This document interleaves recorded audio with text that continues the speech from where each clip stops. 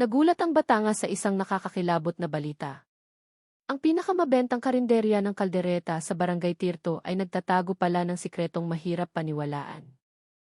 Matapos mawala ang kanyang apo, lalo pang naging masipag magluto ang matandang tindera, at lalo pang naging masarap ang kanyang kaldereta. Ngunit nang mag-imbestiga ang mga pulis, isang nakakagulat na katotohanan ang nabunyag. Totoo nga bang ang masarap na lasa ay galing sa laman at dugo ng sarili niyang apo? Ang pangalan ko ay Harry. 3 buwan na akong naka-assign sa istasyon ng pulis sa Tirto, isang maliit na barangay sa gilid ng probinsya na parang naiwan ng panahon. Mabato pa rin ang mga daan, malawak ang palayan, at tuwing umaga, laging may pare-parehong amoy, kaldereta. Ang amoy na napakatapang kaya tumatago sa dingding ng tinutuluyan ko. Minsan naiisip ko, baka gawa sa gata at pampalasa ang hangin sa Tirto. Ang maliit na karinderya sa kurbada ng main road ay pag-aari ni Lola Sarmi. Isang matandang babae na Kubana pero hindi tumitigil sa pagkilos ang mga kamay. Sa kusina niya, sumasayaw ang sandok na kahoy sa ibabaw ng madilaw na sabaw na kumukulo. Tuwing umaga bago sumikat ang araw, ang usok mula sa karinderya niya ay lumulutang na, nang aakit sa sinumang mapadaan. Pati ang mga manok sa bakuran ay parang sanay na sa amoy at mas maagang tumitilaok. Magandang umaga, Sir Harry. Boses iyon ni Andoy, ang apo ni Lola Sarmi. Isang binata na 20 anyos na maaliwalas ang mukha parang hamog sa umaga. Madalas siyang tumulong sa lola niya, nagwawalis ng bakuran at nagsisilbi sa mga mamimili habang nakangiti. May katapatan sa mga mata niya. Isang bagay na bihira kong makita sa mga kabataan ngayon. Magandang umaga, Andoy. Busy ka na agad, sabi ko sabay tapik sa balikat niya. Tumawa ng mahina si Andoy. Kapag na-late ako, magagalit si Lola, sir. Sabi niya, ang grasya dumarating ng maaga, huwag magpapatalo sa manok. Nagtawanan kaming dalawa. Umupo ako sa bangkong kahoy na medyo tabingi sa harap ng karinderya.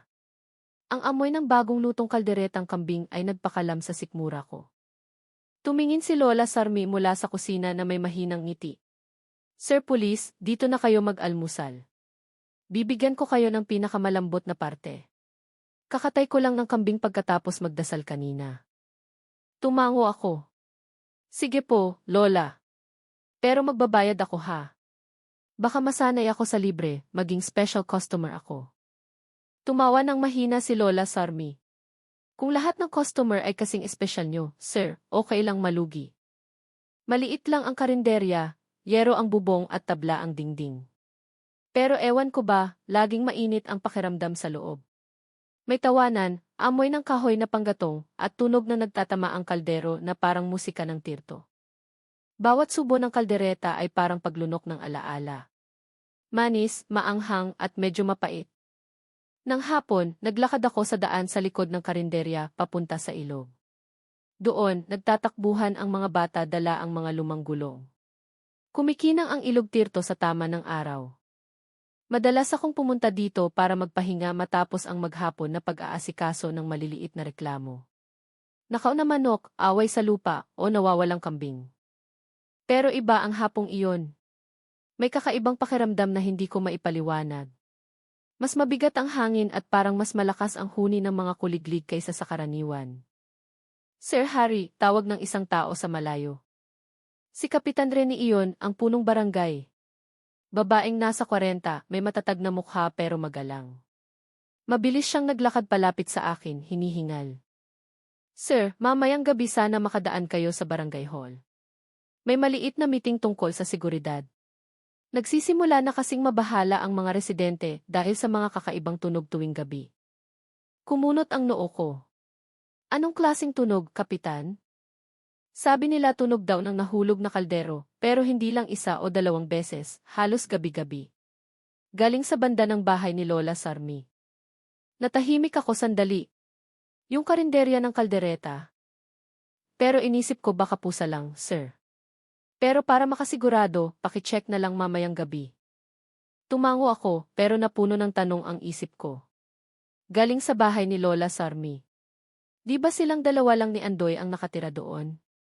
Nang gabing iyon, nakaupo ako sa teras ng tinutuluyan ko habang humihigop ng kape. Malamig ang hangin, pero hindi tumitigil ang utak ko sa pag-iisip sa sinabi ni Kapitan Reni. Ayokong magbintang, pero alam na alam ko na ang katahimikan ng baryo, tulad ng tirto ay madalas nagtatago ng kung ano sa likod nito. Mula sa malayo, may narinig akong malabong tunog ng nagtatama ang bakal.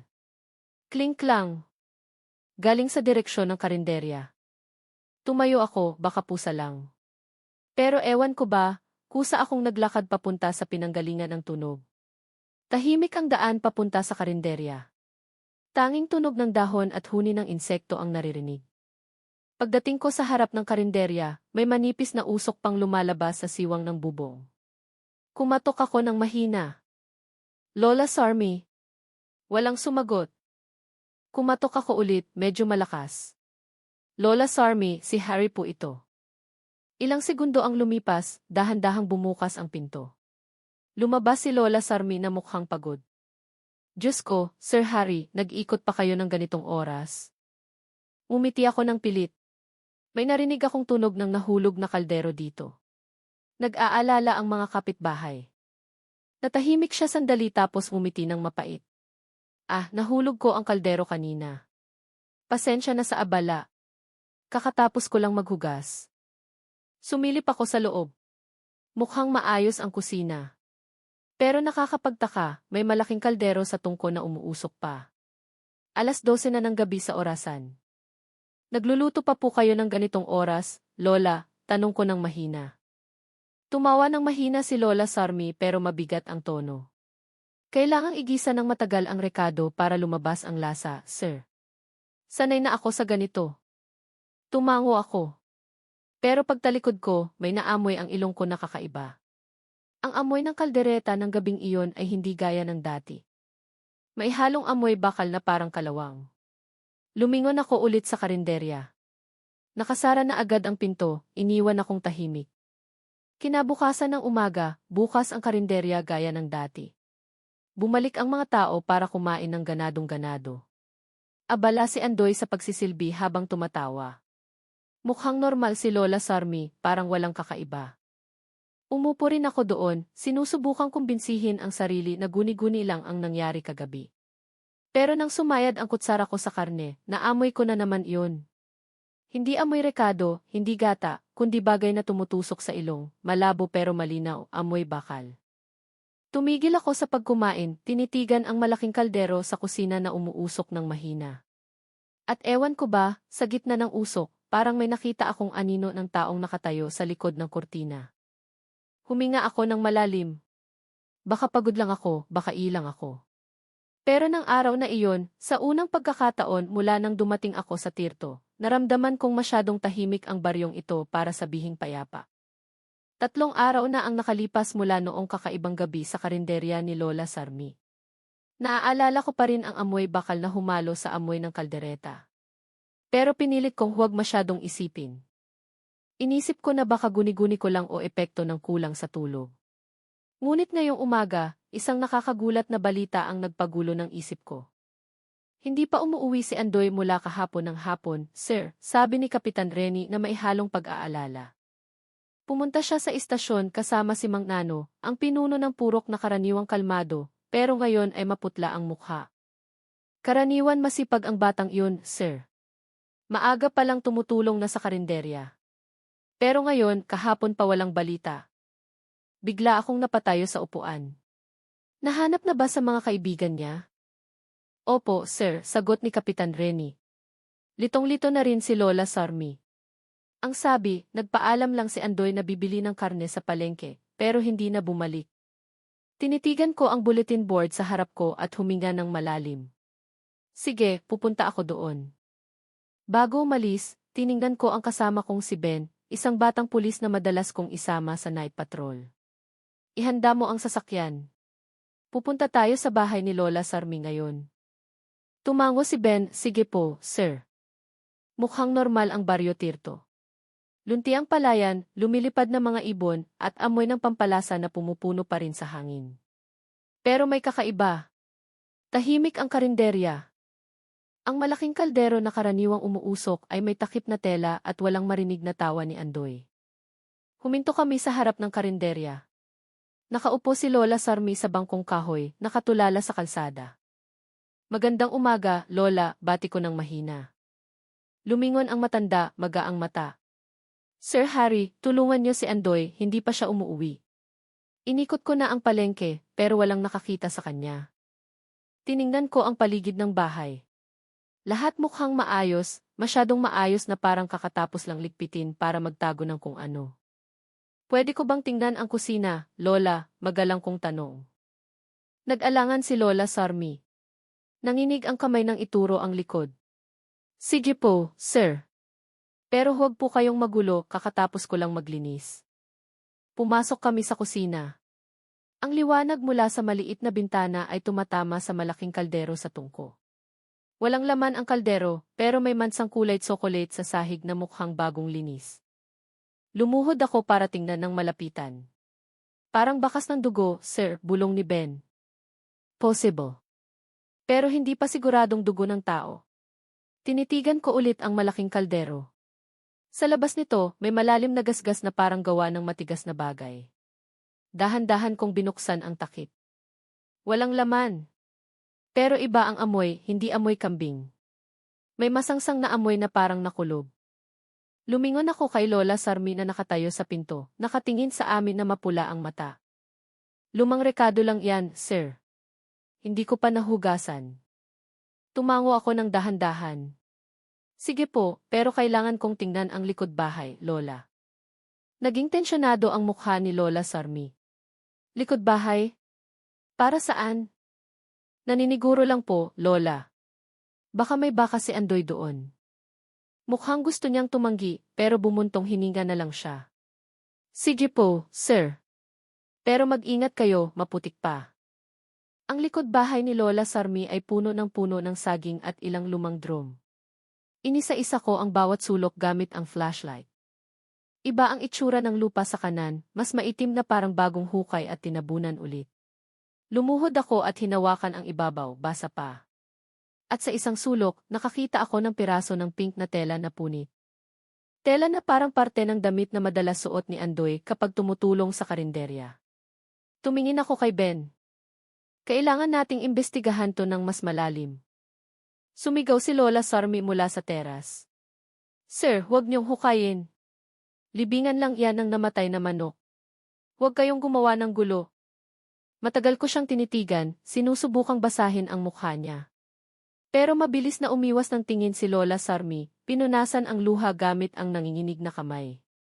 May itinatago siya. Sigurado ako. Nang magtanghali, nangalap kami ng impormasyon sa ilang kapitbahay. Sabi ng isang binatilyong si Wency, nakarinig daw siya ng malakas na tunog na parang malaking kalderong nahulog mula sa bahay ni Lola Sarmi. Bandang 9:00 ng gabi. Akala ko nagluluto lang si Lola Sarmi. Pero habang tumatagal, parang may umiiyak din paos ang boses pero hindi ako sigurado kung sino. May isa pang saksi, si Mang Nano na nakatira sa tapat. Nakita kong bukas ang pinto sa likod ng bahay ni Aling Sarmi ng 2:00 ng madaling araw, pero walang taong dumaan. Bawat kwento ay nagpapatayo ng balahibo ko. Nagsimula akong makaramdam ng masama mula pa noong unang gabi na narinig ko ang tunog ng kaldero. Pero ngayon, mas malinaw na ang lahat. May nangyari sa bahay na iyon. Nang maghapon, bumalik ako sa karinderya. Nakaupo si Lola Sarmi sa kusina nakatitig sa kaldero na mailaman ng bagong sabaw. Nakapagluto pa kayo sa gitna ng ganitong sitwasyon, Lola? Mahina kong tanong. Tumingin sa akin si Lola Sarmi at ngumiti ng samar. Kung titigil ako sa pagluluto, sinong kakain, sir? Kailangang ituloy ang buhay. Simple lang ang pangungusap, pero may kakaibang tono sa dulo. Tinitigan ko ulit ang malaking kaldero, tapos ang kamay ni Lola Sarmi na hawak ang sandok na kahoy. Sa ilalim ng mga kuko niya, may natitirang maitim na mansa na parang tuyong dugo. Muntik ko nang itanong, pero pinigilan ko ang sarili. Kulang pa sa ebidensya. Sabi ko na lang, Lola, simula ngayong gabi, kami na ni Ben ang magbabantay dito. Kapag bumalik si Andoy, malalaman namin. Yumuko si Lola Sarmi. Salamat, sir. Gusto ko lang siyang umuwi. Pangako, kapag dumating siya, papapuntahin ko agad sa presinto. Tumango ako at naglakad paalis. Pero bago makalayo, lumingon ako ulit. Nakatitig pa rin si Lola Sarmi sa kaldero. At mula sa layong ilang metro, nakita kong gumagalaw ang bibig niya na parang may ibinubulong. Anong binubulong niyo? Tanong ko. Nagulat si Lola Sarmi. Ah, wala po, sir. Nagdadasal lang ako para sa kaligtasan ni Andoy. Hindi ako sumagot. Pero habang naglalakad kami ni Ben palayo, umihip ang hangin mula sa karinderya dala ang amoy ng kaldereta. At ewan ko ba, naaamoy ko ang parehong amoy nung gabing yun, amoy bakal at lansa na tumutusok. Nang gabing iyon, nakaupo ako sa opisina mag-isa. Kumpleto na ang report ng pagkawala ni Andoy kasama ang testimonya ng mga kapitbahay. Pero balisa ang puso ko. Tinitigan ko ang maliit na litrato ni Andoy sa drawer. Litrato na kinuha ko sa karinderya kanina. Inosente ang ngiti, malinaw ang mata.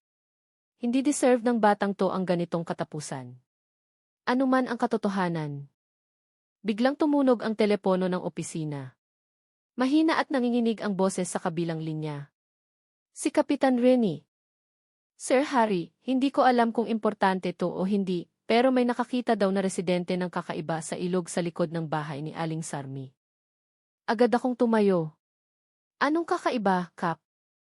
Sabi may malaking sako daw na inanod at may mabahong amoy na lumalabas. Hindi na ako naghintay. Papunta na ako. Tumakbo ako palabas, tinawag si Ben, at sa isang iglap, papunta na kami sa tahimik na ilog Tirto. Doon, sa ilalim ng liwanag ng flashlight, umaalo ng mahina ang tubig at sa gitna, may maitim na bagay na sumabit sa ugat ng kawayan, gumagalaw ng dahan-dahan parang sakong kakalubog lang. Nanigas ako. Sa likod ng hangin sa gabi, malabo kong naaamoy ang kaldereta. Nang gabing iyon, umaalingaw pa rin sa isip ko ang tunog ng ilog Tirto. Nakatayo kami ni Ben sa pampang, nakatitig sa malaking sako na inahon namin kasama ang mga residente. Mabigat ang sako, tumutulo ang maitim na tubig, at ang amoy ay masangsang parang bangkay na matagal nang nakababad. Pinigilan ko ang pagkasuka habang sinindihan ng isang residente ang Petromax. Anong laman ng sako, sir? Tanong ng isang binata na nanginginig ang boses. Itinaas ko ang kamay para sinyasan silang lumayo. Huwag muna kayong lumapit. Hintayin natin ang forensics. Pero masyadong malakas ang kuryosidad ko. Inilabas ko ang pocket knife, dahan-dahang hiniwa ang tali ng sako na mahigpit ang pagkakabuhol. Pagkabukas ng kaunti, bumigat ang hangin sa gabi. Lumabas ang masangsang na amoy mula sa siwang na nagpaatras sa lahat. Lumunok ako. Sa madilim na ilaw, nakita ko ang piraso ng pink na tela. Ang telang kapareho ng natagpuan ko sa likod bahay ni Lola Sarmi. Nanlumo ako. Mabilis kong isinara ang sako para siguraduhing walang ibang makakita ng malinaw. Ben, tawagin mo si Dra. Tess sa crime scene, maikli kong utos. Ilang oras ang lumipas, dumating si Dra. Tess, isang matangkad na babae na may seryosong mukha, kasama ang dalawang medical staff. Tinitigan niya ako ng tahimik bago nagsabing, dalhin natin sa headquarters. Bukas ng umaga ko ire-report ang resulta. Tumango ako. Pakiusap mag-ingat kayo, Doc. Bawal mag-leak ang impormasyon sa mga tao. Maliit ang baryo, mas mabilis pa sa hangin ang chismis. Tinitigan ni Tess ang sako na may ekspresyong mahirap basahin. Kung ito nga ang kinakatakutan ko, Sir Harry, mas madilim ang kasong to kaysa sa iniisip natin.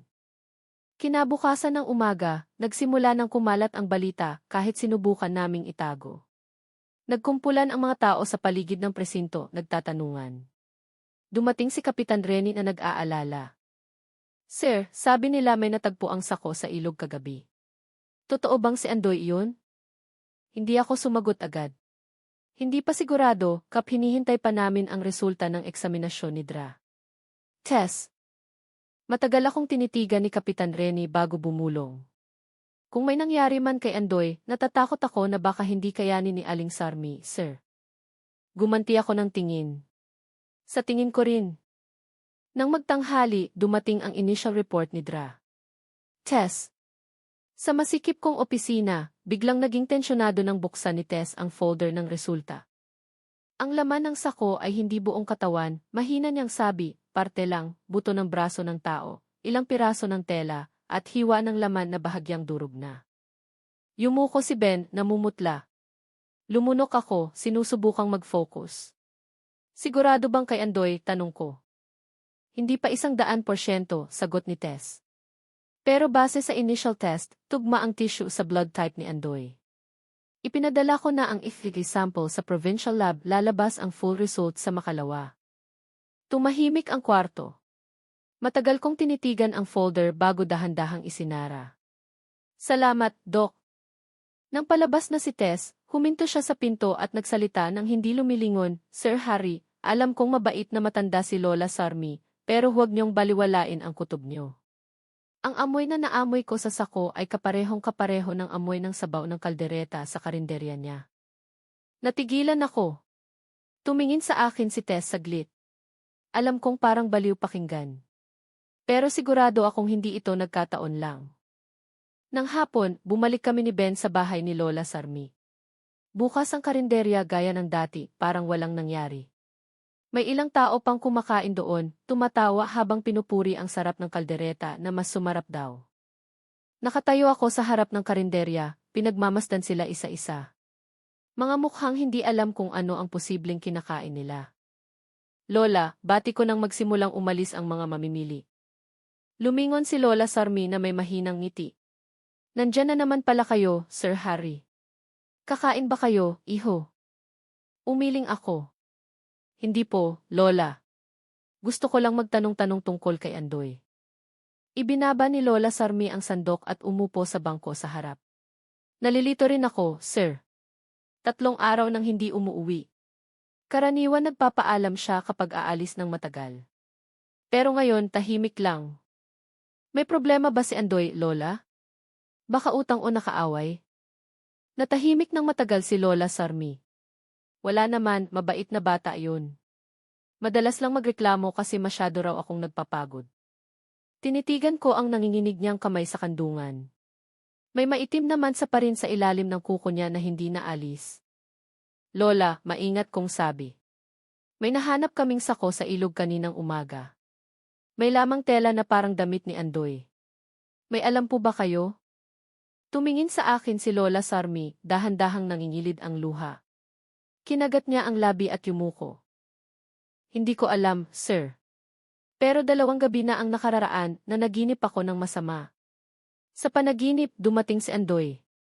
Punit ang damit, marumi ang mukha. Sabi niya, Lola, gutom ako. Tumulo ang luha niya. Nagising ako na sumisigaw, sir. Simula noon hindi na ako makatulog. Matagal ko siyang tinitigan.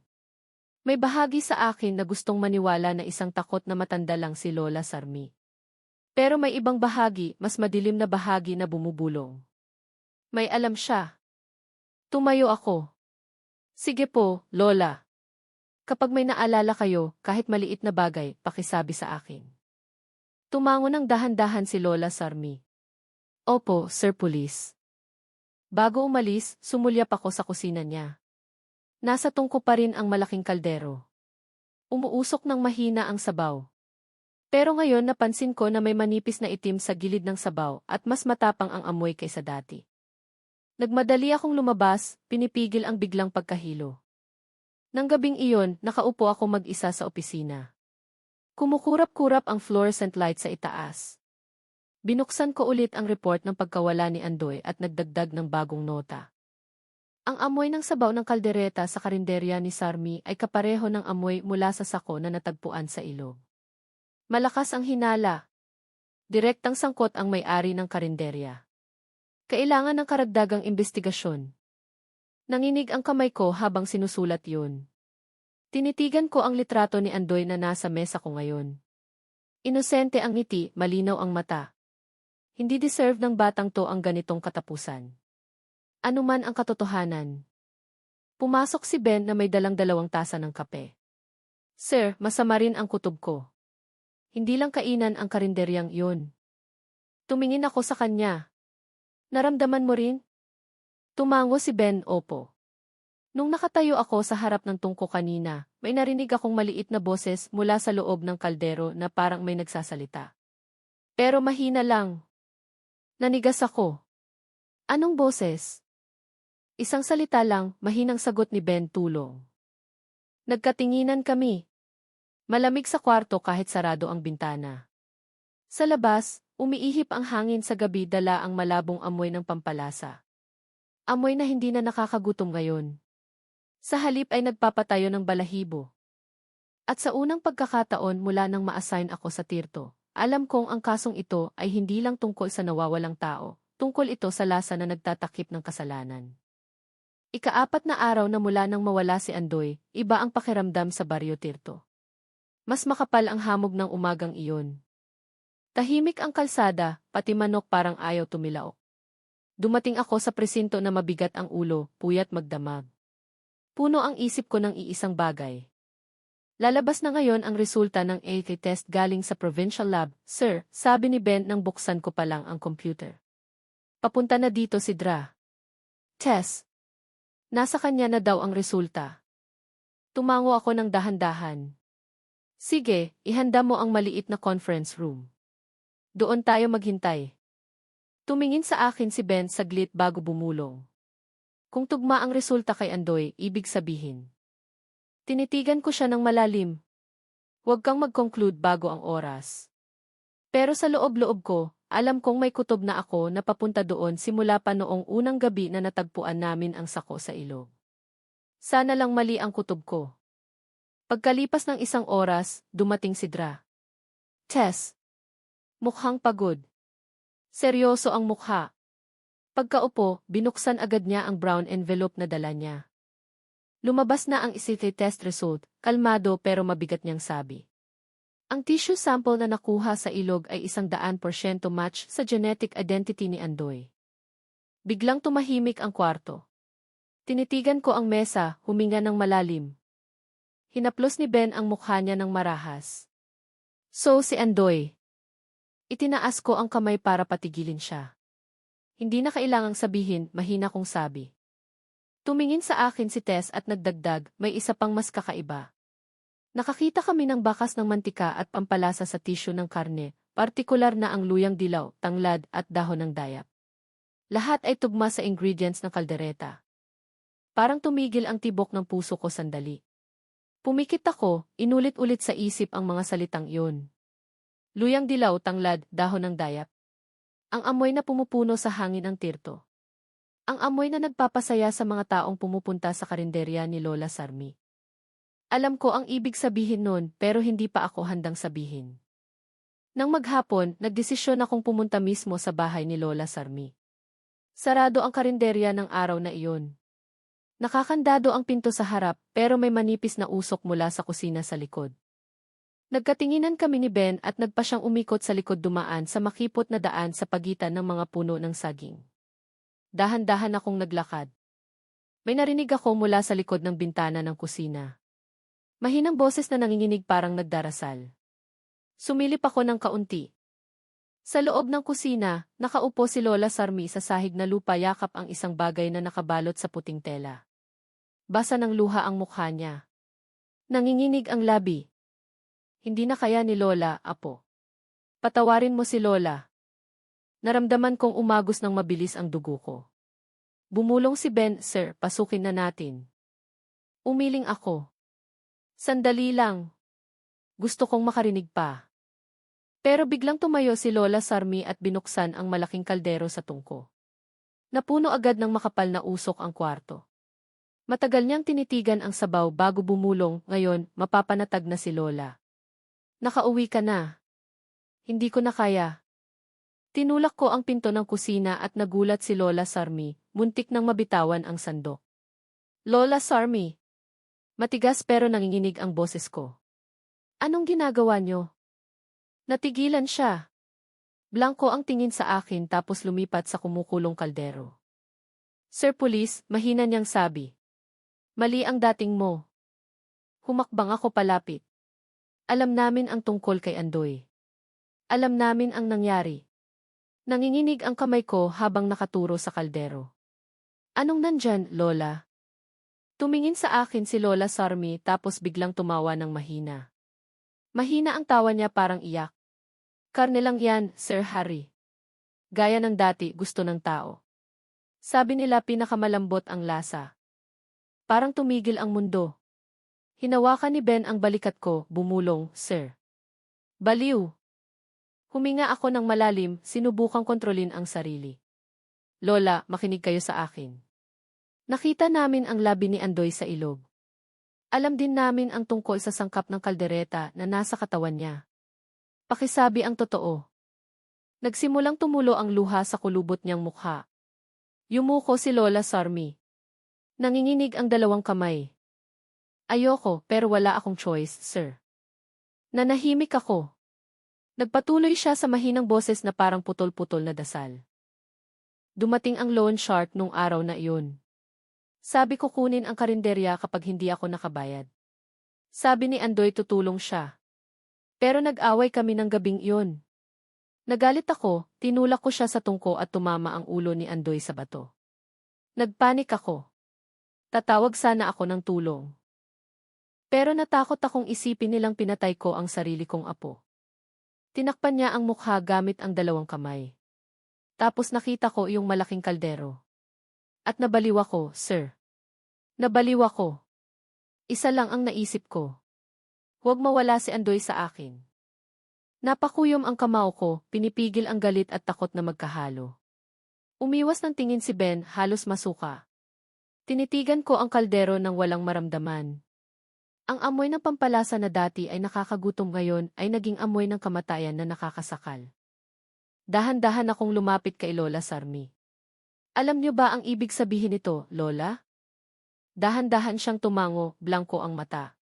"Alam ko, pero at least masayang kumain ng luto ko ang lahat sa baryo. Sabi nila puno ng pagmamahal ang kaldereta ko." "Hindi sila mali, sir. Kasi nandyan ang huling pagmamahal ko kay Andoy." Matagal ko siyang tinitigan. Walang salitang lumabas sa bibig ko. Sa unang pagkakataon bilang pulis, gusto kong hindi malaman ang katotohanan ito. Dinala namin si Lola Sarmi sa istasyon ng gabing iyon. Tahimik siya sa buong biyahe, nakatingin lang sa labas ng bintana tila kinakausap ang hindi nakikita. Tinitigan ko ang mukha niya sa rearview mirror. May kakaibang kapayapaan doon, tila nagampanan na niya ang huling obligasyon sa mundo. Sa presinto, bago ipasok sa selda, tumingin siya sa akin at nagsabi ng mahina, "Sir Harry, huwag niyong hayaang mawalan ng tao ang karinderya ko. Kailangan ng tirto ng init." Hindi ako sumagot. Pagkasara ng pinto ng selda, ewan ko ba, naaamoy ko ulit ang kaldereta ng malabo. Padahal walang kaldero, walang tungko, walang apoy. Tanging malamig na hangin ng gabi at sakit sa dibdib. Umupo ako sa mesa, sinulat ang final report. Ang kaso ng pagkawala ni Andoy ay opisyal na classified bilang family homicide. Suspect si Lola Sarmi, motibo, financial pressure at mental disturbance dahil sa pagkawala ng apo, ebidensya, malaking kaldero, puting tela, at tissue na tugma sa biktima. Pero bago ko isara ang folder, nagdagdag ako ng maliit na pangungusap. Hindi lahat ng pagmamahal ay dapat alalahanin.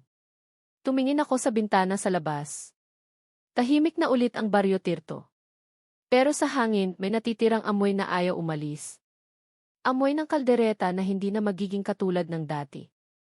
3 araw na mula nang umamin si Lola Sarmi, pero hindi pa rin payapa ang Baryo Tirto. Mula madaling araw, laging bumababa ang hamog ng mas matagal at may dalang kakaibang amoy ang hangin na hindi maipaliwanag. Hindi mabaho, hindi rin amoy pampalasa, kundi nasa gitna ng dalawa. Mas maaga akong gumising kaysa karaniwan, naglakad sa daan papuntang presinto. Pero mabigat ang bawat hakbang. May naiwan sa hangin na parang bakas ng kasalanan na ayaw mawala. Nakatayo sa katahimikan ang karinderya sa dulo ng kalsada. Ang sinboard na dating may nakasulat na, "Lutong bahay ni Lola Sarmi, mainit na kaldereta mula sa puso," ay tabingi na. Tuklap na ang pintura. Ang pinto ay may ekis na kahoy bilang tanda na selyado ito. May ilang residente pa ring humihinto sa tapat. Bumubulong ng mahina tila takot na kapag naglakas ng boses ay may tatawaging masamang espiritu. Kawawa naman, narinig kong sabi ng isang nanay sa kapitbahay, padahal ang sarap ng kaldereta niya. Sino mag-aakala? Binilisan ko ang lakad. Hindi ko na kayang makinig pa. Sa opisina, naghihintay na si Ben na pagod ang mukha. May hawak siyang bagong folder. "Sir, ito ang report mula sa medical team ng Provincial Hospital. Sabi niya, kumpirmado na may malalang sakit sa pag-iisip si Lola Sarmi. Ang tawag ng doktor ay traumatic loss delusion, sabi niya. Naniniwala talaga siyang buhay pa si Andoy sa loob niya. Huminga ako ng malalim at umupo. May sinasabi ba siya sa kulungan? Tumango ng dahan-dahan si Ben, gabi-gabi, sabi niya dumarating daw si Andoy para samahan siyang kumain. Minsan kumakanta siya ng pambatang kanta habang nakatingin sa dingding. Pumikit ako sandali. Lumabas ulit sa isip ko ang kulubot na mukha ni Lola Sarmi. Ang tingin niyang nasa pagitan ng baliw at mapagmahal. Marami na akong hinarap na kaso sa karera ko bilang pulis. Nakawan, hold up, pati patayan. Pero wala nang bibigat pa dito. Dahil sa pagkakataong ito, ang krimen ay ipinanganak mula sa pagmamahal. Pagmamahal na nawala sa direksyon. Nang hapon, inatasan akong dumalo sa meeting ng mga residente sa barangay hall. Nakatayo sa harap si Kapitan Surono, matatag ang boses pero nanginginig. Hindi natin pwedeng hayaan na sirain ang trahedyang ito ang pangalan ng Tirto. Dapat manatiling buhay ang baryong ito, sabi niya. Tumango ang ilang residente, pero ang iba ay tahimik lang. Tapos tumayo si Aling Reni, kapitbahay ni Lola Sarmi, habang umiiyak. Kapitan Surono, sino pa ang kakain sa karinderyang yun? Pati mga bata ngayon takot nang dumaan sa tapat ng bahay niya. Sumingit ang isang binata, sunugin na lang ang karinderyang iyan, para malinis na. Dahan-dahan akong tumayo. Hindi pwede yun. Ebidensya pa rin ang lugar na iyon. Tinitigan ako ng matalim ng binata. Pero Sir Harry, dito kami nakatira. Gabi-gabi nakakaamoy kami ng kakaiba galing dun. Parang may niluluto pa rin. Biglang umingay ang kwarto. Tinitigan ko sila isa-isa. Pagod ang nararamdaman ko sa dibdib. Sisa lang ng pampalasa sa tungko ang amoy na yun, patag kong sagot. Walang niluluto. Pero sa loob ko, hindi ako sigurado. Kasi ilang beses ko ring naaamoy yun. Malabo tila galing sa kusinang wala ng apoy. Nang gabi, nagdesisyon akong inspeksyonin ang karinderya mag-isa, walang uniforme, walang kasama. Dala ko ang flashlight at dahan-dahang binuksan ang selyadong kahoy. Umingit ng mahina ang bisagra parang sumisigaw. Kulob ang hangin sa loob, maalikabok ang mesa. Pero sa sulok ng kusina, nandoon pa rin ang malaking kaldero na naging saksi. Binuksan ko ang flashlight, inilawan ang paligid. Malamig na ang tungko, pero sa ilalim ng kaldero may malapot na likidong kulay dark brown. Hindi ko iyon ginalaw. Tapos may narinig akong mahina. Maliit na boses na parang bulong. Sir! Nanigas ako. Nanginig ang flashlight sa kamay ko. Sino yan? Tanong ko. Paos ang boses ko. Walang sumagot. Tanging hangin mula sa siwang ng bubong na nagpapagalaw sa lumang kurtina. Pero makalipas ang ilang segundo, narinig ko ulit ang boses. Mas malinaw, boses ng batang lalaki, malambing, tila galing sa loob ng tungko. Nilalamig si Lola. Umatras ako ng isang hakbang. Kumabog ng malakas ang puso ko. Alam kong imposibleng boses yun ni Andoy, pero parang totoo. Masyadong totoo. Matagal kong tinitigan ang tungko, tapos pinatay ang flashlight at nagmadaling lumabas. Malamig ang hangin sa gabi, pero tumutulo ang malamig na pawis sa noo ko. Kinabukasan ng umaga, kinuwento ko kay Ben ang nangyari. Matagal niya akong tinitigan bago yumuko, Sir, narinig ko rin kagabi. Napalingon ako agad. Anong ibig mong sabihin?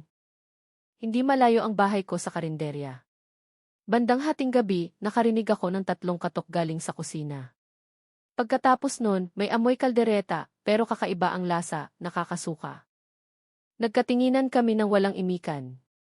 Baka tinatanggihan ng utak namin ang mga ganong bagay. Pero minsan, tinuturo ng karanasan sa field na hindi lahat ay maipapaliwanag ng lohika.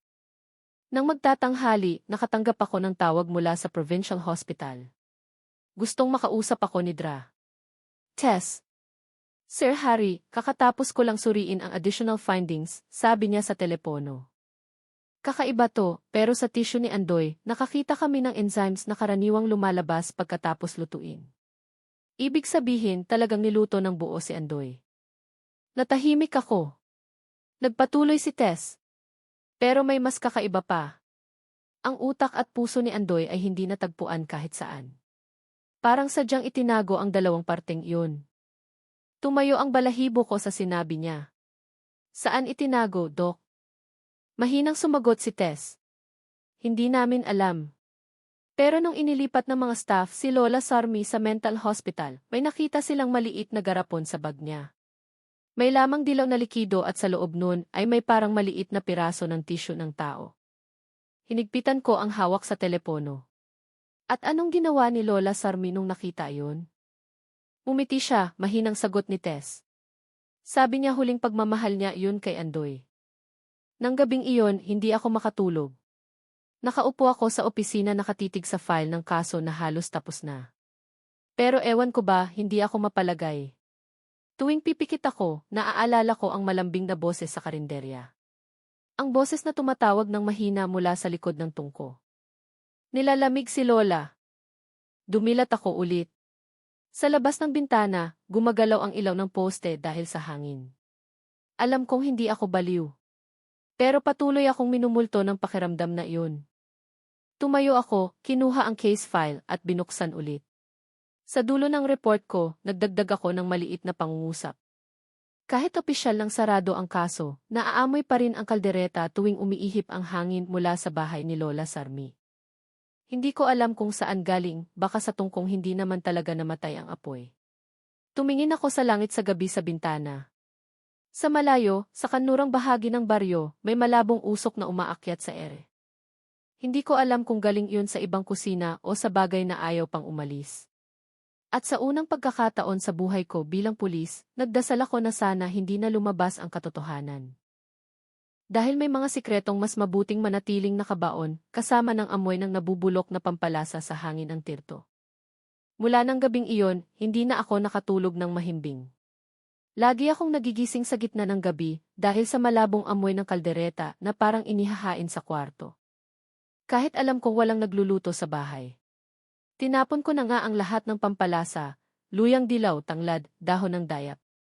Pero ewan ko kung saan nanggagaling ang amoy na iyon. Halos isang linggo na mula nang ilipat si Lola Sarmi sa mental hospital sa probinsya. Nagsisimula nang umayos ang Baryo Tirto, pero nakabitin pa rin ang takot sa ere. Selyado pa rin ang karinderya.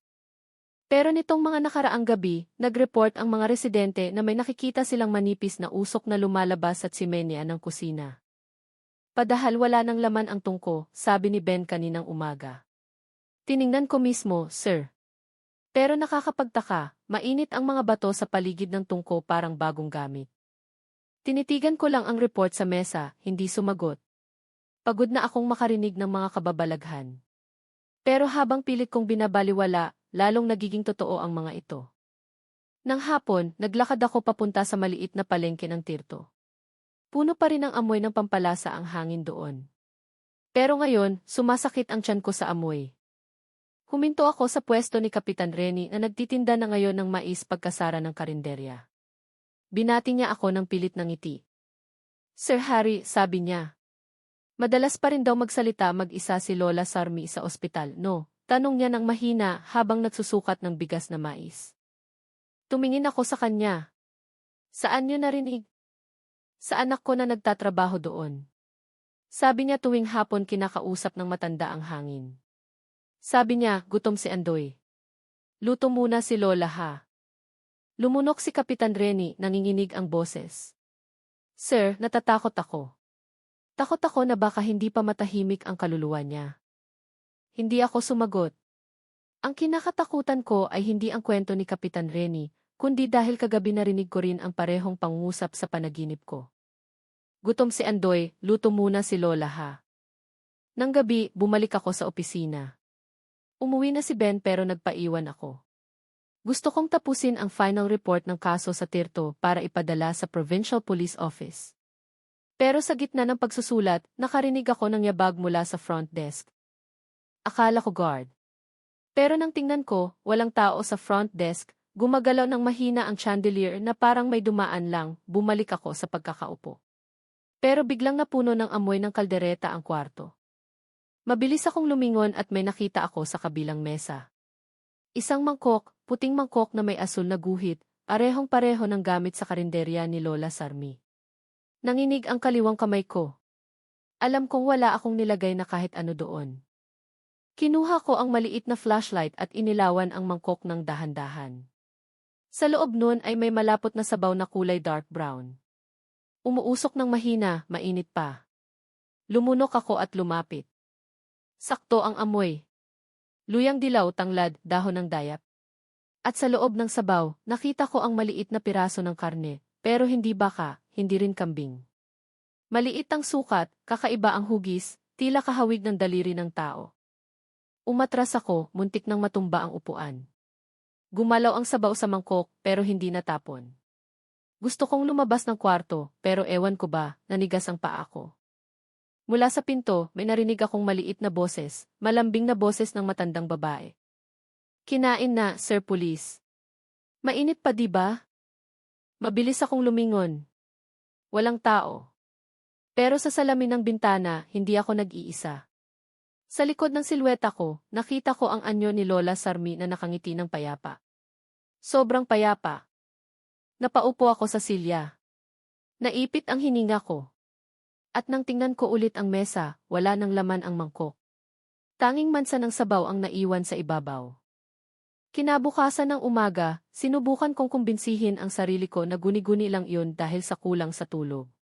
Pero habang tumatanggi ako, lalong dumarami ang hindi maipaliwanag na bagay. Natagpuang patay ang isang aso ng residente malapit sa ilog. Nag-report si Ben sa akin na namumutla ang mukha. Sir, punit ang tiyan. Pero nakakapagtaka, ang sugat ay parang hiniwa ng kutsilyo sa kusina. Pumunta ako sa lokasyon. Nakahandusay ang aso sa gilid ng tubig. Sa paligid nito ay may dilaw na likido na parang mantika ng kaldereta. Lumuhod ako at inamoy. Luyang dilaw, tanglad, dahon ng dayap. Nang hina ang tuhod ko. Umiwas ng tingin si Ben, Sir, ibig sabihin ba nito? Huwag mong ituloy, mabilis kong putol. Dalhin mo ang bangkay kay Dra. Tess. Ipasuri mo. Tumango si Ben at nagmadali. Pero pag alis niya, tumingin ako sa tubig ng ilog na umaagos ng marahan. At sa isang saglit, sigurado akong nakita ko ang anino ng katawan ni Andoy sa ibabaw. Nakatitig siya sa akin mula sa ilalim ng tubig, nakangiti gaya ng sa litratong nakita ko noon. Umatras ako ng ilang hakbang nanginginig, pero nang tingnan ko ulit, nawala na ang anino kasama ng agos ng tubig. Nang hapon, dumating si Dra. Tess sa presinto dala ang maikling resulta ng pagsusuri. Sir Harry, kakaiba to, sabi niya na may tegang na mukha. Ang likido sa katawan ng aso ay hindi ordinaryong mantika, mayroon itong human fat enzyme. Natigilan ako. Sigurado ka? Tumango si Tess. At isa pa, sa loob ng tiyan ng aso, nakita namin ang maliit na piraso ng tissue ng tao. Pero hindi tissue ni Andoy. Bagong tissue ito. Napahawak ako sa mesa para hindi matumba. Ibig mong sabihin, Doc. Humina ang boses ni Tess. Kung tama ang teorya ko, may nagluluto pa rin sa parehong paraan gaya noon.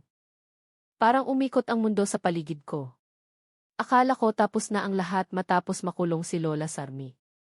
Pero iba ang sinasabi ng katotohanan, may tao o kung anuman ang nagpapatuloy ng ginagawa niya. Nang gabing iyon, hindi ko kayang umuwi. Naupo ako mag-isa sa harap ng opisina nakatitig sa direksyon ng karinderya na natatakpan ng hamog. Sa likod ng mga puno, malabong nakikita ang kislap ng liwanag na parang galing sa apoy ng tungko. Gusto kong kumbinsihin ang sarili ko na refleksyon lang yun ng ilaw ng bahay ng mga residente. Pero umihip ang hangin dala ang amoy na kilalang kilala ko na. Mainit, matamis, at nanunuot, luyang dilaw, tanglad, dahon ng dayap. At malabo sa gitna ng amoy na yun, narinig ko ang bulungan ng dalawang boses, isang matanda, isang bata, nagsasagutan ng mahina. Lola, si Andoy. Apo. Malapit ng maluto. Tinitigan ko ang direksyon ng karinderya nang hindi kumukurap. May maliit na apoy na nagliliyab sa loob. At sa pagkakataong ito, alam kong hindi pa talaga namamatay ang tungko. Nang umagang iyon, mabigat ang hangin sa tirto. Ang ulap ay mababang nakasabit tila dumadagan sa bubong ng mga bahay. Tinitigan ko ang karinderya mula sa malayo. May police line pa rin na pinahaba ko ang bisa. Pero ewan ko ba, pakiramdam ko ay may naghihintay sa likod ng pintong kahoy. Isang bagay na hindi pa nakakapagsalita. Dumating si Ben nang nagmamadali dala ang brown folder. Sir, kakarating lang ng report mula kay Dra. Tess. Ito ang resulta ng follow-up examination sa likido mula sa bangkay ng aso kahapon. Binuksan ko ang folder. Ang resulta ng lab test ay nagpakita ng bagay na nagpatayo ng balahibo sa leg ko. Ang level ng human fat sa likidong ito ay mas mataas sa normal, sabi niya. At may natagpuan ding tira-tira ng pampalasa, luyang dilaw, coriander, luya at coarse salt. Tumingin ako kay Ben, ibig sabihin may nagluluto na naman sa parehong paraan gaya ni Lola Sarmi. Tumango si Ben at lumunok. Pero sino, sir?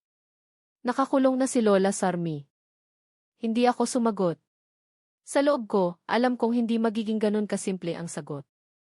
Nang hapon, pumunta ako sa bahay ni Kapitan Surono, ang punong barangay na madalas tumulong kay Lola Sarmi noong buhay pa si Andoy. Nasa dulo ng baryo ang bahay niya, nakaharap sa palayan. Pagdating ko, agad na naging tensyonado ang mukha niya. Sir Harry, huwag niyong sabihing tungkol na naman ito sa karinderyang iyon, mahina niyang sabi habang sinasara ang pinto. Yun na nga, kailangan kong malaman ang nakaraan ng pamilya ni Lola Sarmi. Bumuntong hininga ng malalim si Kapitan Surono at umupo sa lumang silyang yanto. Kung gusto mong malaman, sa totoo lang hindi taga-Tirto si Sarmi. Dumating siya mga 20 years ago galing sa kabilang baryo nung namatay ang asawa niya. Sabi niya noon, nagbukas siya ng karinderya para buhayin ang apo niya. Nakinig ako ng mabuti. Pero ang nakakapagtaka, patuloy ni Kapitan Surono. Tuwing may tumutulong sa kanya, biglang nagkakasakit ang taong iyon. Tapos namamatay. Sabi ni Sarmi sumpa daw yun ang yumaong asawa niya na dating matadero.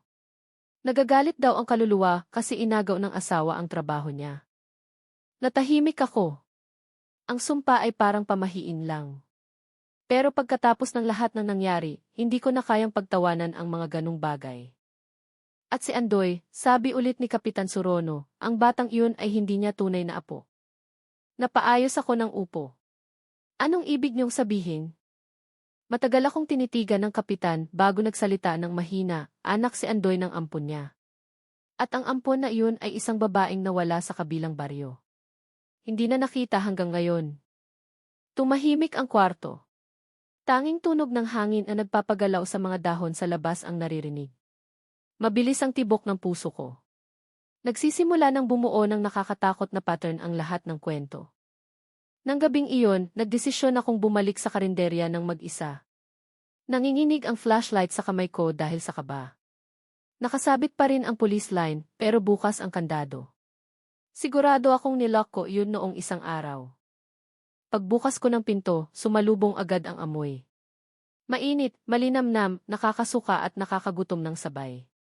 Amoy ng kaldereta. Dahan-dahan akong pumasok. Ganun pa rin ang itsura ng kusina gaya nung huli. Ang malaking kaldero sa tungko, ang sandok na kahoy sa mesa. Pero sa ilalim ng liwanag ng flashlight, may nakita akong hindi ko nakita noon. Isang maliit na libro sa ilalim ng mesa. Dark brown ang balat, may sunog sa gilid. Yumuko ako, hinipan ang alikabok, at binuksan ang unang pahina, sulat kamay ni Lola Sarmi.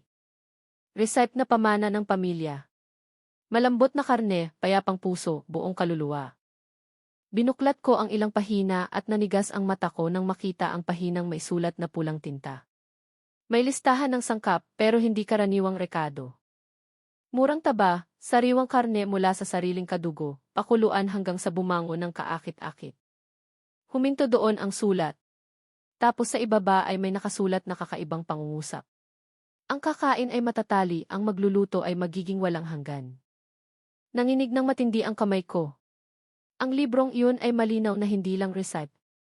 Ritual ito. Biglang may narinig na yabag sa labas ng karinderya. Pinatay ko ang flashlight at nagpigil ng hininga. Dahan-dahang lumapit ang tunog at huminto sa tapat mismo ng pinto ng kusina.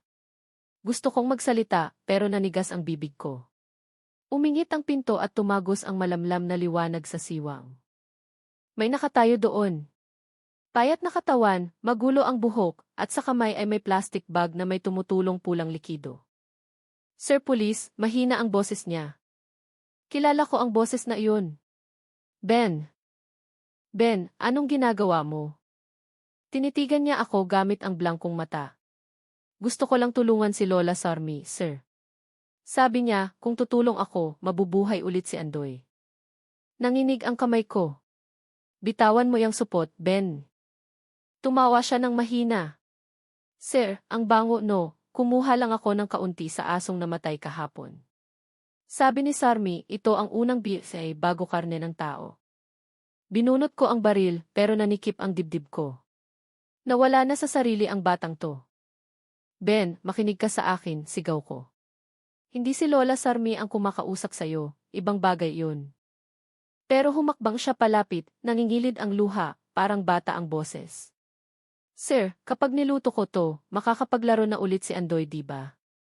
Makakatakbo sa bakuran?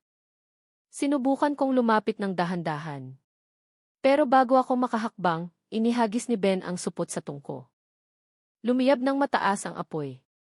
Napuno ng amoy ng sunog na karne ang hangin. Sinunggaban ko siya at nabitawan ko ang baril ko. Dinilaan ng apoy ang kaldero at dingding na kahoy.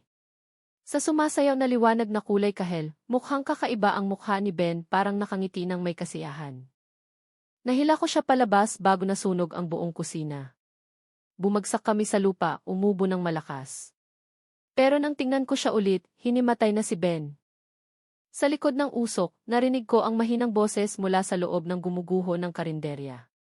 Boses ng matandang babae, mahina pero malinaw. Hindi pa tapos ang recipe, Sir Police. Nang mag-uumaga na, namatay ang apoy, naging abo ang karinderya, tanging ang retak na batong tungko at itim na abo ang natira. Dinala si Ben sa ospital ng walang malay. At nakatayo lang ako sa harap ng guho ng may pakiramdam na hampa. Pero nang magsimulang sumikat ang araw, may nakita ako sa abo, halos buo pa ang recipe book. Kusa itong bumukas sa huling pahina, pinapakita ang bagong sulat na hindi ko pa nakikita noon. Ang sulat ay hindi pulang tinta gaya ng dati, kundi kulay uling na itim tila na buo mula sa sisa ng apoy na nagsasabing ang sikretong ito ay magiging bahagi ng lasa nito. Nabitawan ko ang libro ng nanginginig. At sa unang pagkakataon, na-realize ko na ang kasong ito ay hindi na tungkol sa pagpatay, tungkol ito sa bagay na mas madilim pa. At ngayon, masyado na akong malalim para makalabas pa. 3 araw na mula nang masunog ang karinderya, balot pa rin ng malabong amoy sunog ang Baryo Tirto. Pero sa gitna ng amoy uling, minsan ay lumilitaw pa rin ang amoy ng luyang dilaw at tanglad na imposible namang manggaling kahit saan. Nagsisimula na akong mawala sa sarili kung alin ang totoo at alin ang panaginip. Malabo ang lahat, parang hamog sa umaga na ayaw umalis. Nakahiga pa rin si Ben sa provincial hospital. Sabi ni Dra. Tess, stable ang kondisyon niya pero magulo ang isip. Patuloy siyang nagdedeliryo, tinatawag ang pangalan ni Andoy, tila nakaupo ang bata sa tabi niya. Samantalang ako, kahit walang tulog ay naririnig ko ang parehong boses. Sir Police, gutom si Andoy.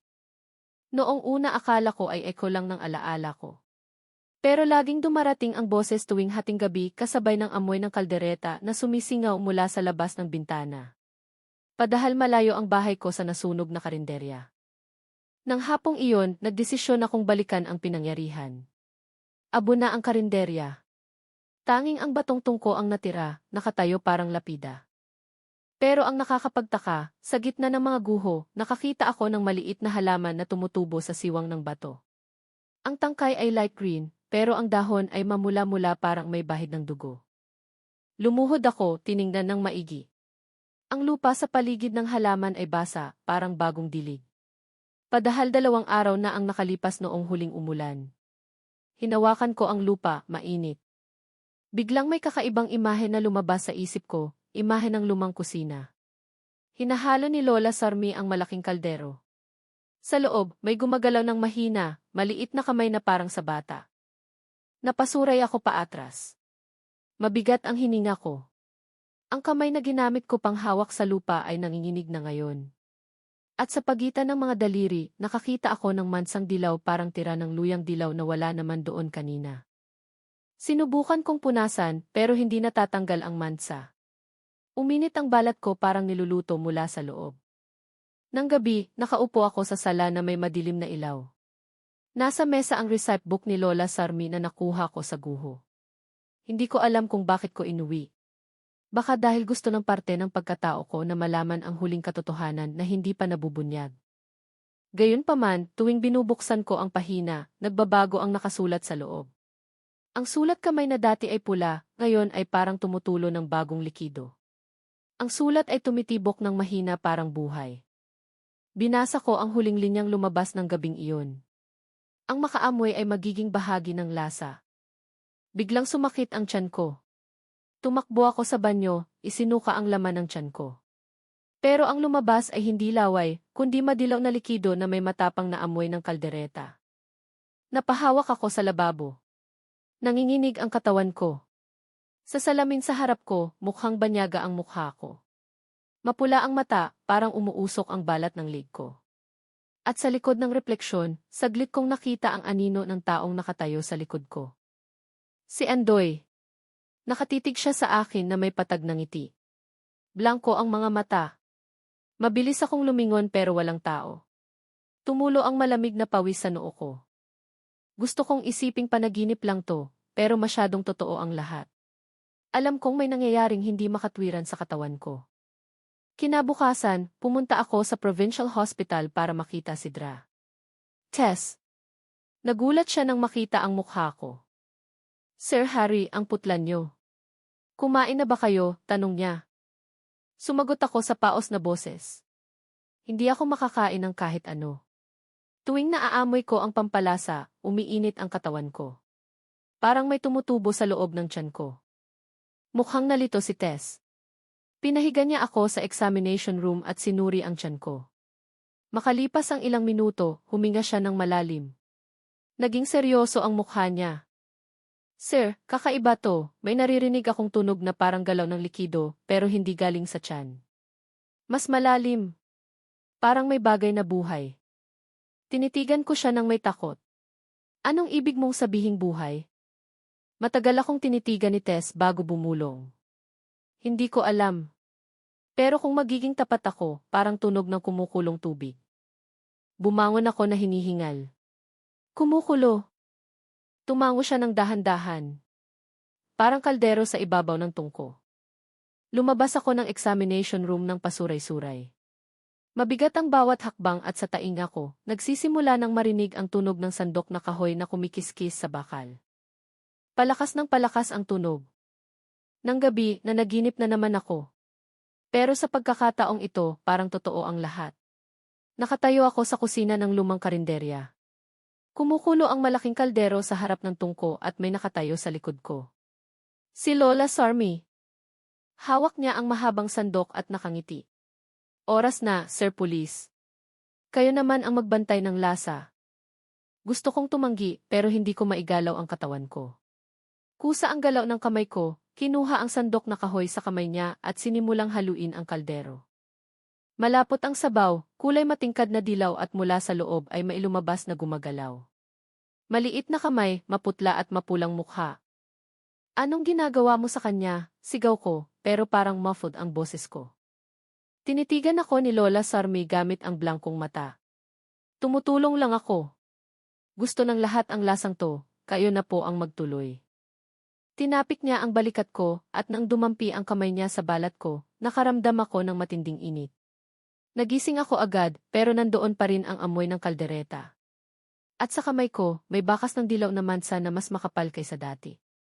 Pagdating ng umaga, naupo ako sa beranda ng bahay nakatitig sa araw na sumisikat sa likod ng mga puno. Mahina ang huni ng mga ibon tila walang nangyari. Pero alam kong may nagbago na. Tumitibok ng mahina ang tiyan ko parang may gumagalaw sa loob. Hinawakan ko ang puson ko at mula doon ay narinig ang mahinang tunog ng pagkulo, mainit, mairitmo, tulad ng sabaw ng kaldereta sa malaking kaldero. Tumingin ako sa langit, sinusubukang pakalmahin ang paghinga. Pero sa malayo, malabong naririnig ang boses ni Lola Sarmi na tinatawag ako. Sir Police. Swak na ang lasa, konti na lang perpekto na. At ewan ko ba, sa isip ko, nagsisimula na akong maniwala na baka nagiging bahagi na nga ako ng lasa. 1 linggo na mula noong huli akong magpatingin sa ospital. lalong humihina ang katawan ko. Pero nakakapagtaka na hindi ako nakakaramdam ng sakit. Ang nararamdaman ko lang ay init sa tiyan tulad ng maliit na apoy na patuloy na nagliliyab sa loob. Puno ng bulong ang mga gabi ko. Minsan boses ni Lola Sarmi, minsan boses ni Andoy. At mas madalas, boses ko mismo ang naririnig mula sa labas ng sarili ko. Parang patay na lugar ang Baryo Tirto ngayon. Mas maagang nagsasara ang mga tindahan. Walang batang naglalaro sa kalsada. At umiiwas ang bawat tao kapag dumadaan ako. Sabi nila amoy kaldereta na ako. Baka tama sila. Kasi ngayon, tuwing pinapawisan ako, naglalabas ng amoy iluyang dilaw at gata ang balat ko. Nang umagang iyon, nakatanggap ako ng tawag mula kay Dra. Tess. Nanginginig ang boses niya sa telepono.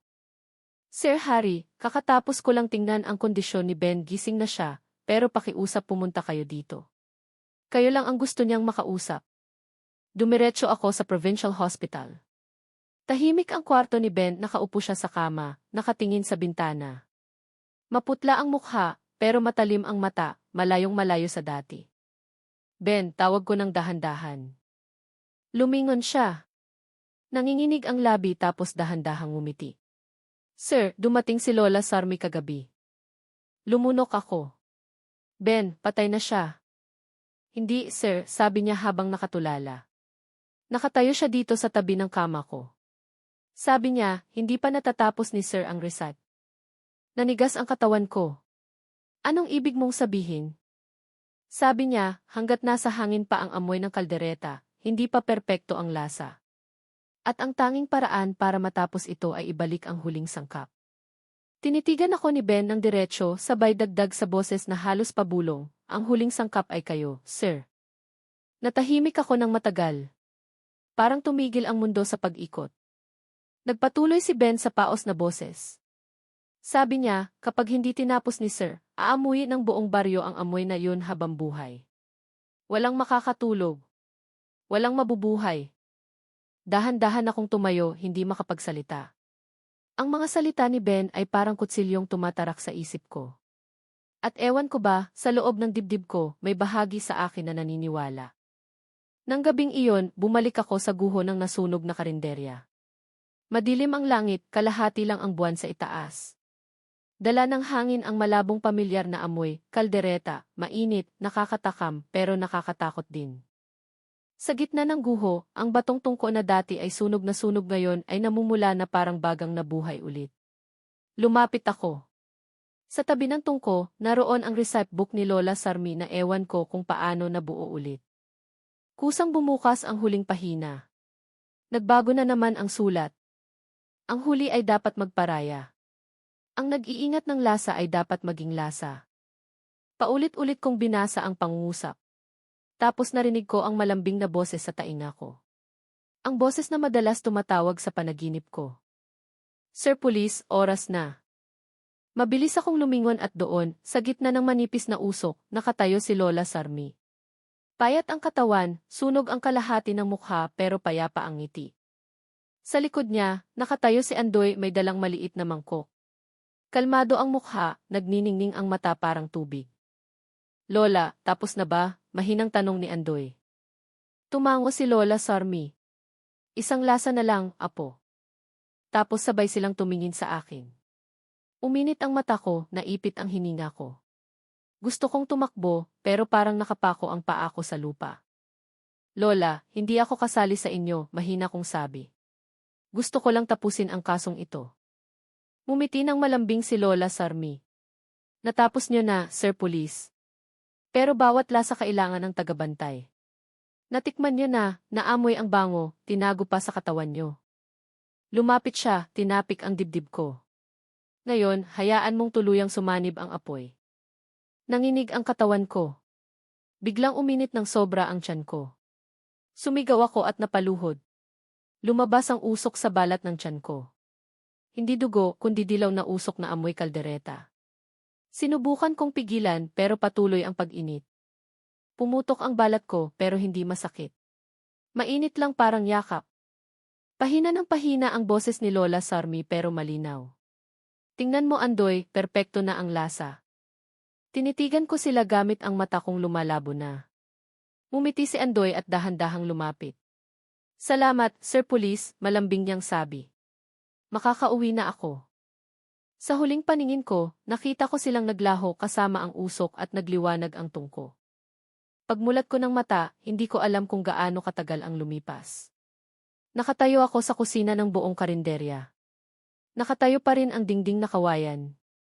Kumukulo ng mahina ang malaking kaldero sa tungko. Sa labas, narinig ko ang tilaok ng manok at yabag ng mga taong dumarating. Tumingin ako sa maliit na salamin sa dingding ng kusina. Si Harry pa rin ang refleksyon ko, pero naninilaw na ang mata ko. At sa kaldero, umaalingasaw ang perpektong amoy ng kaldereta gaya ng dati. Bumukas ang pinto. Nakatayo si Kapitan Rennie sa pintuan, hindi makapaniwala.